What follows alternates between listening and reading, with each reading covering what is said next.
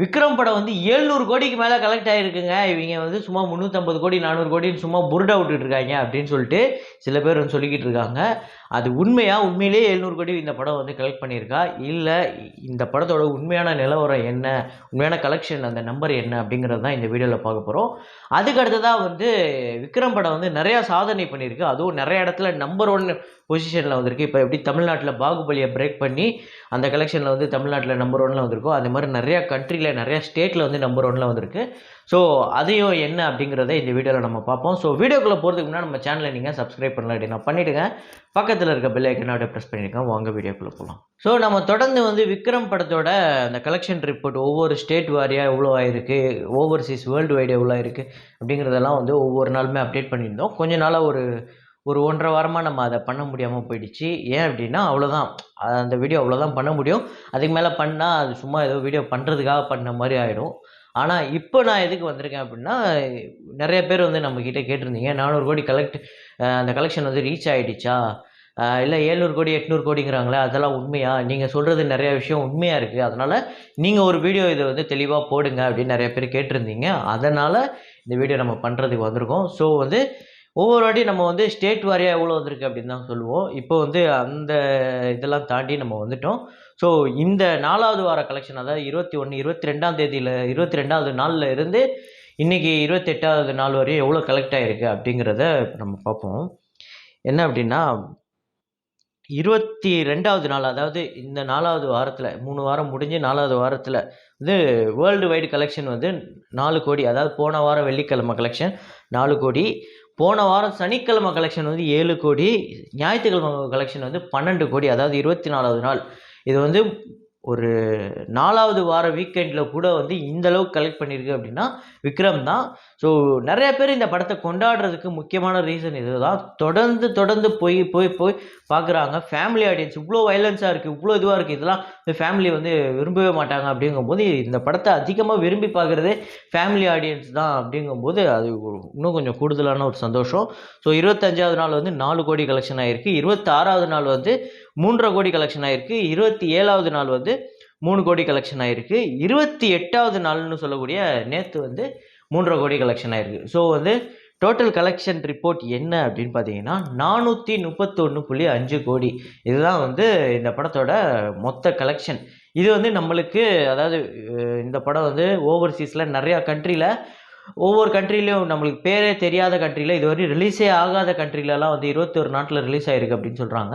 So அந்த நாடோட ரிப்போர்ட்லாம் நம்மளுக்கு வரல, அந்த நாட்டில் எவ்வளோ கலெக்ஷன் ஆகிருக்கு அப்படிங்கிறதெல்லாம் நம்மளுக்கு வரல. ஸோ நம்மளுக்கு வந்து ரிப்போர்ட் வரையும் 431 கோடி. அப்படியே ஒரு வேளை இந்த கலெக்ஷன் ரிப்போர்ட்லாம் வராத இந்த கணக்கெல்லாம் சேர்த்து பார்த்தா அது ஒரு 20லேருந்து 30 கோடி அப்படின்னு சொல்கிறாங்க. அப்படியே இருந்தாலும் ஒரு 450 460 அப்படிங்கிறது தான் மேக்ஸிமம். ஸோ அதை தாண்டி இது 700 கோடி 800 கோடி கலெக்ஷன் பண்ணிச்சா அப்படின்னு கேட்டிங்கன்னா அது ஒரு ஆர்வக்கோளாறில் சொல்கிறது தான், அது ஒன்றும் பண்ண முடியாது. ஸோ நானுமே வந்து ஒரு கமல் ரசிகர் தான். இது வந்து 700 கோடி 800 கோடி கலெக்ஷன் ஆகிடுச்சு அப்படின்னு சொல்லிட்டு வீடியோ பண்ணுறதுல அர்த்தம் இல்லை. ஏன்னா உண்மை என்னவோ அதுதான். ஏன் அப்படின்னா, எதுக்கு நான் அதை சொல்கிறேன் அப்படின்னா, ஒருத்தர் வந்து நம்மளுக்கு வந்து ஒரு கமெண்ட் ஒன்று போட்டிருந்தாரு. யூகே மாறன் அப்படின்னா அவர் என்ன சொல்கிறாரு அப்படின்னா, இவன் கமலின் பெருமையை கெடுக்க வந்தவன், இவன் சொல்லுவது தவறு, குறைந்தது 700 கோடிக்கு மேலாக வசூலித்துள்ளது என்பதே உண்மை அப்படின்னு சொல்லியிருக்காரு. அதாவது நானுமே வந்து ஒரு கமல் ரசிகர் தான். ஆனால் அதுக்காக என்ன நம்பரோ அதை எக்ஸாக்டாக சொல்லணுமே தவிர, நம்மளுக்கு பிடிச்சி போச்சு அப்படிங்கிறதுனால சும்மா இஷ்டத்துக்கு ஏதாவது ஒன்று சொல்லக்கூடாது. ஸோ உங்களுக்கு உதாரணத்துக்கு இன்னொரு ஸ்க்ரீன்ஷாட் ஒன்று போடுறேன். இதில் வந்து தமிழ்நாடு கலெக்ஷன் வைஸ் வந்து விக்ரம் தான் ஹையஸ்ட்டில் இருக்குது அப்படின்னு உங்கள் எல்லாருக்குமே தெரியும். இப்போ நான் உங்களுக்கு ஒரு ஸ்க்ரீன்ஷாட் போடுறேன், அந்த ஸ்க்ரீன்ஷாட்டை பார்த்தா உங்களுக்கு தெரியும். இந்த ஸ்க்ரீன்ஷாட்டில் பார்த்தீங்கன்னா 2022ல் வலிமை தான் வந்து தமிழ்நாடோட ஹையஸ்ட் கலெக்ஷன். 2வது இடத்துல தான் வந்து விக்ரம் இருக்குது அப்படின்னு சொல்லிட்டு அதில் போட்டிருக்காங்க. விக்ரம் தான் வந்து இப்போ தமிழ்நாட்டிலே, அதாவது இதுவரையும் ரிலீஸ் ஆன மொத்த வசூல்லையே வந்து மொத்த திரைப்படங்கள்லேயே வந்து விக்ரம் படம் தான் வந்து நம்பர் 1ல் இருக்குது. இன்றைக்கி நிலவரப்படி 176 கோடி வந்து கலெக்ட் பண்ணியிருக்கு.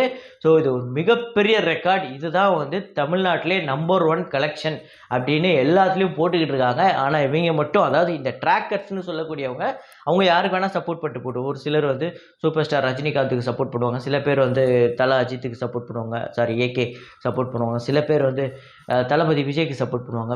ஸோ ஒவ்வொருத்தரும் ஒவ்வொரு மாதிரி போடுவாங்க. ஸோ நம்மளுமே வந்து ஒருத்தருக்கு சப்போர்ட் பண்ணி வீடியோ பண்ணுறோமா அப்படின்னு கேட்டிங்கன்னா இருக்குன்னா சப்போர்ட்லாம் கிடையாது. இதே இது வந்து ஒரு தல அஜித் சாரி ஏகே அப்படிங்கிறவர் வந்து ஒரு படத்தில் வந்து 500 கோடி கலெக்ஷன் ஆகிருக்குன்னா அதையும் இதே மாதிரி ஒரு வீடியோவில் சொல்லுவேன்.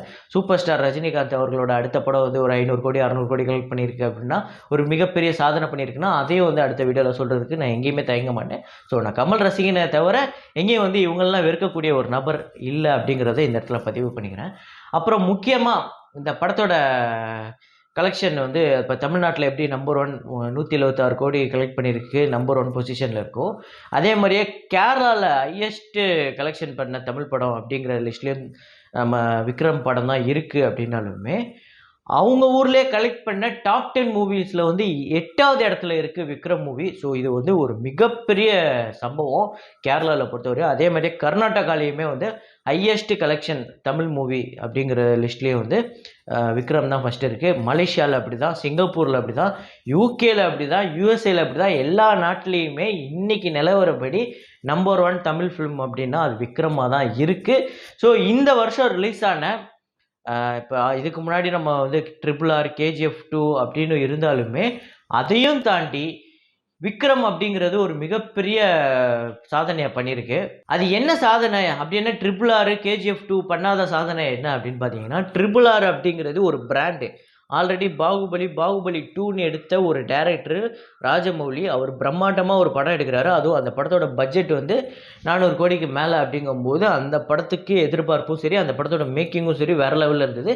அந்த படத்துக்கு அந்த அளவுக்கு வந்து பொருட்செலவும் அதிகமாக இருந்தது. அதனால் அந்த படமே வந்து ஒரு 1000 கோடி கலெக்ஷன் எடுத்தது. KGF 2 அப்படின்னு எடுத்துக்கிட்டிங்கன்னா KGF 1ஓட அந்த இம்பேக்ட் இருக்குல்ல, அதை பயங்கரமாக எப்படி பாகுபலி 1 பாகுபலி 2க்கு கிரியேட் பண்ணிச்சோ அதே மாதிரி ஒரு விஷயத்தை வந்து கிரியேட் பண்ணி எல்லாருக்கும் ஹிந்தியிலேருந்து எல்லா லாங்குவேஜ்லேயுமே பயங்கரமாக போய் ரீச் ஆச்சு.